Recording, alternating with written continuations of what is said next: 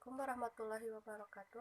Saya Devi Putri Prasti, NPM 19352101, kelas A1 Administrasi Niaga. Di sini saya akan menjelaskan mengenai analisis rasio keuangan. Itu analisis rasio.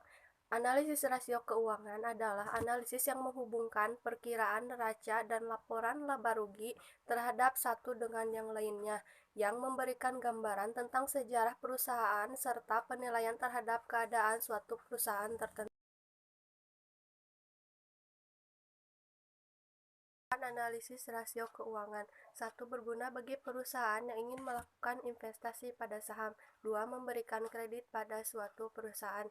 3. Menentukan tingkat kesehatan perusahaan supplier. 4. Menentukan tingkat kesehatan perusahaan pada pelanggan. 5. Menentukan tingkat kesehatan perusahaan ditinjau dari segi karyawannya. Jenis-jenis analisis rasio keuangan. 1. Rasio aktivitas. Tujuan dari analisis rasio ini adalah untuk melihat pada beberapa aset kemudian menentukan beberapa tingkat aktivitas aktiva tersebut pada tingkat kegiatan tertentu. 1. Perputaran total aktiva atau total asset to turnover. Rasio yang menghitung efektivitas penggunaan total aktiva dengan rumus penjualan neto dibagi total aktiva. Perputaran aktiva tetap. Cara mengukur sejauh mana kemampuan perusahaan menghasilkan penjualan berdasarkan aktiva tetap yang dimiliki perusahaan dengan rumus penjualan neto dibagi aktiva tetap. 3. Perputaran piutang. Cara mengukur berapa kali secara rata-rata piutang yang dikumpulkan dalam 1 tahun. Rasio ini mengukur kualitas piutang dan efisiensi perusahaan dalam pengumpulan piutang dan kebijakan kreditnya dengan rumus penjualan kredit dibagi piutang rata-rata. Perputaran persediaan atau inventory turnover menggambarkan likuiditas perusahaan, yaitu dengan cara mengukur efisiensi perusahaan dalam mengelola dan menjual persediaan yang dimiliki oleh perusahaan dengan rumus harga pokok penjualan dibagi rata-rata persediaan.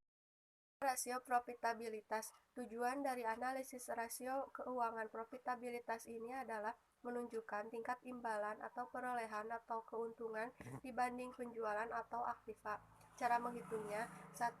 Margin laba kotor atau gross profit margin merupakan ukuran persentase dari setiap hasil sisa penjualan sesudah perusahaan membayar harga pokok penjualan. 2. Margin laba operasi atau operating profit margin merupakan ukuran persentase dari setiap hasil sisa penjualan sesudah semua biaya dan pengeluaran lain dikurangi kecuali bunga dan pajak, atau laba bersih yang dihasilkan dari setiap rupiah penjualan. 3. Margin laba bersih atau net profit margin merupakan ukuran persentase dari setiap hasil sisa penjualan sesudah dikurangi semua biaya dan pengeluaran termasuk bunga dan pajak. Return on investment merupakan kemampuan perusahaan untuk menghasilkan keuntungan yang akan digunakan untuk menutupi investasi yang dikeluarkan. 5. Return on asset merupakan kemampuan perusahaan dalam menghasilkan laba dengan semua aktiva yang dimiliki oleh perusahaan. 6. Return on equity merupakan kemampuan perusahaan dalam menghasilkan laba dari investasi pemegang saham perusahaan tersebut yang dinyatakan dalam persentase. ROE menunjukkan seberapa berhasil perusahaan mengelola modalnya. Rasio likuiditas. Keuangan likuiditas adalah rasio yang mengukur kemampuan likuiditas jangka pendek suatu perusahaan dengan melihat aktiva lancar perusahaan relatif terhadap utang lancarnya. Dalam rasio likuiditas, analisis dapat digunakan menggunakan rasio sebagai berikut. 1. Rasio lancar. Arti rasio ini adalah mengukur kemampuan perusahaan dalam membayar kewajiban jangka pendek atau utang yang segera jatuh tempo dengan aktiva lancar yang tersedia.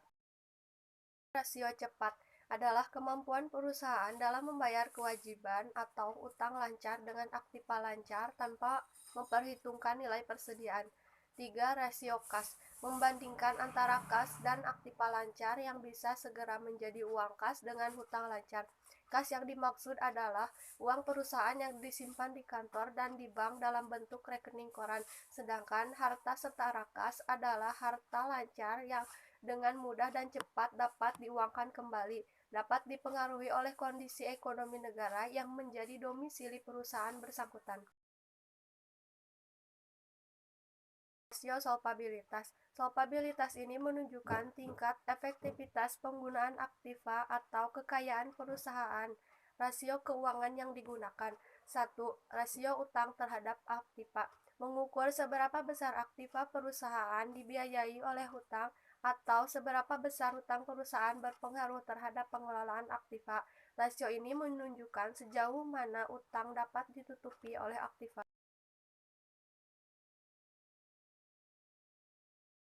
Rasio utang terhadap ekuitas menunjukkan hubungan antara jumlah utang jangka panjang dengan jumlah modal sendiri yang diberikan oleh pemilik perusahaan yang berguna untuk mengetahui jumlah dana yang disediakan kreditur dengan pemilik perusahaan.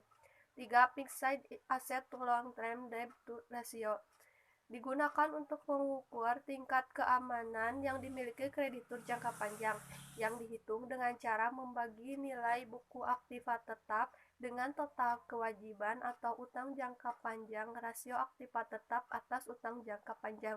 Semakin tinggi rasio aktiva tetap atas modal jangka panjang, semakin terjamin kreditur jangka panjang.